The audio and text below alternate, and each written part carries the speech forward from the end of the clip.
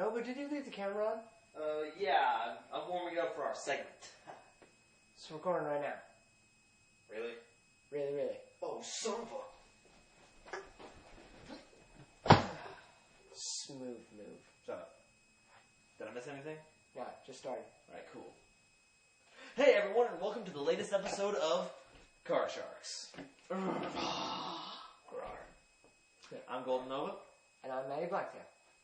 Now for today's segment, we're going to talk about Absolute Powerforce. The Powerforce is absolute. Yeah. Yeah. Now this is going to be coming out soon. Not just yet. February. Yes. And we're just going to focus on Reptilianne cards right now. Because there's so many of them. And we're just going to talk about how they're going to affect the current set. Those who don't know when this came out or any of that, they were released Stardust Overdrive. Last one that came out, the most current one as to date. It's basically an archetype of dark attributes, reptile type monsters, and they focus on reducing your opponent's monsters to 0 attack and defense, so that I can just work off of it from there. Right. First card in our archetype, monster, Reptilianne Servent.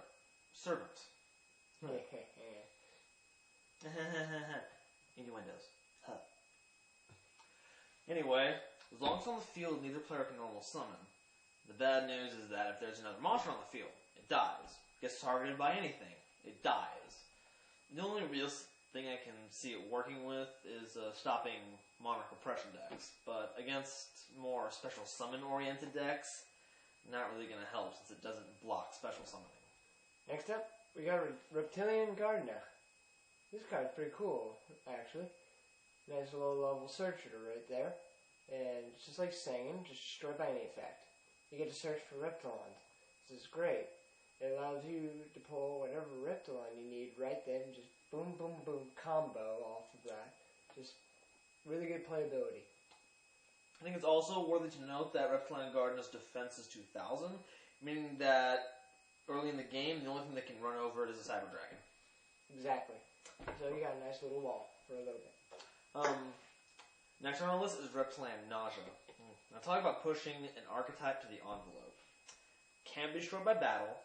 And anytime it battles with a monster, the opposing monster's attack goes to 0. Now the downside is that Reptilianne Naja itself has 0 attack points. And during your end phase, it's in defense position, it's automatically switched to attack position, leaving a nice little hole for your opponent to do life point damage with. But if you have Spirit Barrier or something to just nullify battle damage, you can turn that around, start hitting their oh, God, Maddie, no, please, not now. Here we go. You turn it right round, baby, right round, like a record, baby, round, round, round, round.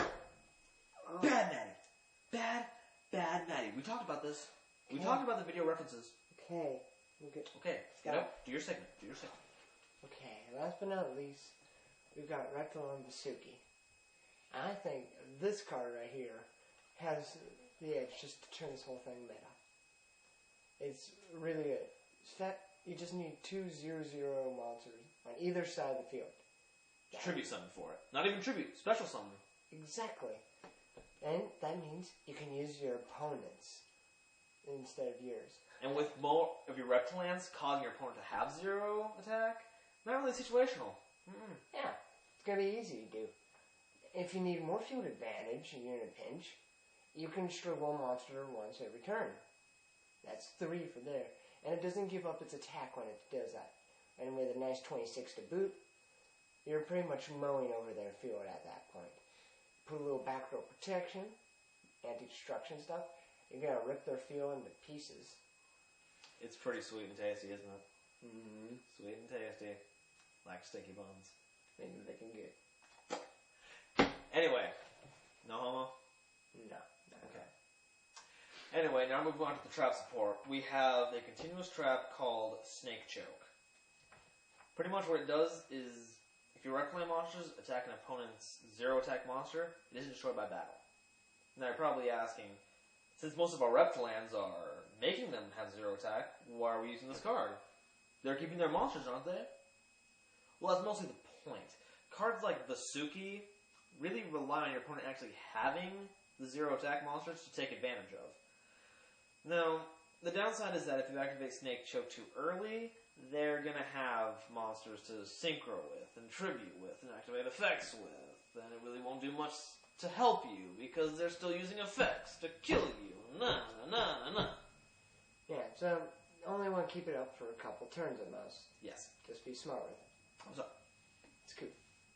Last card of this, we're going to talk about a normal trap called Alien Brain. First glance, it sounds just, it's going to be an alien card. Has nothing to do with Reptilianne. But reading in farther into the card text, you see, not really archetype based, it's actually type based. So, what it does, they destroy one of your precious Reptiliannes, it dies, you activate that, boom. You get their monster, and it turns into a reptile itself, adding further help to this reptile based deck already. And it also gives you a little more field advantage over them. This one, you take one. It's good. Alright, that's all the Reptilianne stuff we could find as of now. We'll have links in the description box for any of you lazy bums who don't feel like finding them manually. Yeah, you lazy bums.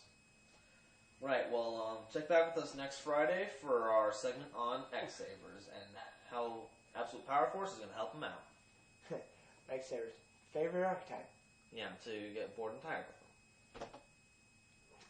Right, we'll see you guys next week on Card Sharks. Peace out.